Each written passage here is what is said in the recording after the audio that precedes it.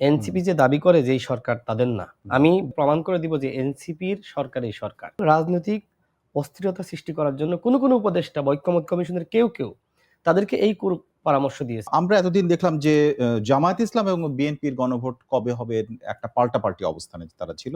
BNP হচ্ছে যেদিন নির্বাচন হবে একই দিন এর কথা তারা চায়, আর জামায়াত ইসলাম আগের কথা বলেছে। কিন্তু হঠাৎই দেখলাম অন্তর্বর্তী সরকারের কাছ থেকে একটি তারিখ ঘোষণা করা হবে সেই কথা বলছেন আইন উপদেষ্টা। তার মানে কি সিদ্ধান্ত নেওয়া হয়ে গেছে? সরকার কার সাথে এই আলোচনা করলো? ধন্যবাদ, সবাইকে শুভেচ্ছা। আমাদের সাথে যখন ঐক্যমত্য কমিশনের বৈঠক হয়, জি, আমি সেই সময় আমাদের দলের পক্ষ থেকে বলেছিলাম যে আপনারা আসলে কার কাছে পরামর্শ দিতে চান। যে কমিটির প্রধান স্বয়ং প্রধান উপদেষ্টা, সেখানে পরামর্শের কিছু নাই, বরং আপনারা সিদ্ধান্ত নেবেন। সেক্ষেত্রে এই যে সরকার প্রধানের কাছে বা উপদেষ্টা পরিষদের কাছে এক ধরনের সুপারিশ ঐক্যমত্য কমিশন করলো, এটার আসলে লিগ্যাসি কি, এটার আইনগত ভিত্তি কি, এই প্রশ্ন আমি অসংখ্যবার করেছি। আমি বলেছি যে আপনারা শুধুমাত্র সুপারিশ করে দায় এড়াতে পারবেন না, উত্তরটা কি? আপনাদের সিদ্ধান্ত গ্রহণ করতে হবে। প্রথম দিন যেটি হয়, আমাকে বলা হয় যে ডক্টর আলী রিয়াজ স্যার আমার সাথে অনেক আগে থেকেই সম্পর্ক, তিনি বলেন যে রাশেদ আপনার কথা শুনলে বিভ্রান্ত হয়ে যায়। এরপরে মনির হায়দার সাহেব তিনি বলেন রাশেদ আপনি মনে হয় গদবাঁধা কথা বলছেন। তো তাদের বক্তব্য শেষে আমি উত্তর দিই যে না, আমি সঠিক কথা বলছি, আপনারা কেন কি কারণে সিদ্ধান্ত নিতে পারবেন না? এই যে মাসের পর মাস 9 মাস ধরে আলোচনা করছেন, আরো 9 মাস আলোচনা করলে কি আপনারা আসলেই ঐক্যমতে আসতে পারবেন? সবাই যদি আমরা ঐক্যমতে আসবো, আমরা সবাই বিএনপি করতাম, আমরা সবাই জামাত করতাম, সবাই গণ অধিকার পরিষদ করতাম বা এনসিপি করতাম। যেহেতু আমরা ভিন্ন ভিন্ন দল করি, সুতরাং আমাদের ভিন্ন মত থাকবেই। এখন আমরা দেখলাম যে জাতীয় সংসদ ভবনের মতন জায়গায়, দক্ষিণ প্লাজায়, যেখানে এনসিপি ছাড়া অধিকাংশ রাজনৈতিক দল যারা আসলে স্বাক্ষর করেছে এবং আমাদের 4টি বাম দল, জি পরবর্তীতে সম্ভবত একটি দল আবার স্বাক্ষর করেছে, গণফ্রম, আর 4টি বাম দল, যদিও তারা একই জোটভুক্ত।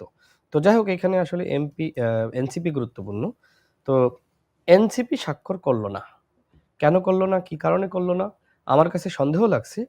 মূলত সরকারের পক্ষ থেকে এক ধরনের মানে তাদেরকে বলা হয়েছিল স্বাক্ষর না করার জন্য, মানে এ ধরনের কোনো গোপন আলাপ ছিল। অন্যথায় থেকে বলা হয়েছিল যে স্বাক্ষর না করার জন্য হয়তো উপদেষ্টা পরিষদের কেউ এই ধরনের কুপরামর্শ দিয়েছে। কারণ এনসিপি স্বাক্ষর করলে এই যে রাজনৈতিক অস্থিরতা, এইটা তো থাকতো না। সুতরাং রাজনৈতিক অস্থিরতা সৃষ্টি করার জন্য কোনো উপদেষ্টা বা ঐক্যমত্য কমিশনের কেউ তাদেরকে এই পরামর্শ দিয়েছে। এখন দেখেন যে রাজনৈতিক অস্থিরতা, মানে এখন মনে হচ্ছে তাহলে এর মধ্যে কি দুটো জিনিস আছে। একটা হচ্ছে ঐক্যমত্য কমিশন অথবা সরকারের উপদেষ্টাদের সাথে এনসিপির এত ঘনিষ্ঠ সম্পর্ক যে তারা গোপনে বুদ্ধি দিতে পারে, মানে এইটা তো ক্লেম করছেন আপনি। এই সরকার কি এনসিপি সরকার না? এনসিপি যে দাবি করে যে এই সরকার তাদের না, আমি বিশ্লেষণ করে প্রমাণ করে দিব যে এনসিপির সরকার এই সরকার। এনসিপি এই সরকার গঠন করেছে। আপনি নিশ্চয়ই নাহিদ ইসলামের সাংবাদিক সম্মেলন শুনেছিলেন। তিনি শপথ নিতে যাওয়ার আগে প্রেস ব্রিফিং করেছিলেন ঢাকা বিশ্ববিদ্যালয়ে। এনসিপির কথাটা কি এর সাথে একটু গুলিয়ে ফেলছেন কি না? মানে আমি এই জন্য বলছি, এনসিপি গঠন হলো ফেব্রুয়ারি 2025-এ, সরকার গঠন হয়েছে 24 সালের আগস্টে, 8 আগস্ট। আমি কেন বলছি একটু আমাকে বিশ্লেষণ করার সুযোগ দেন।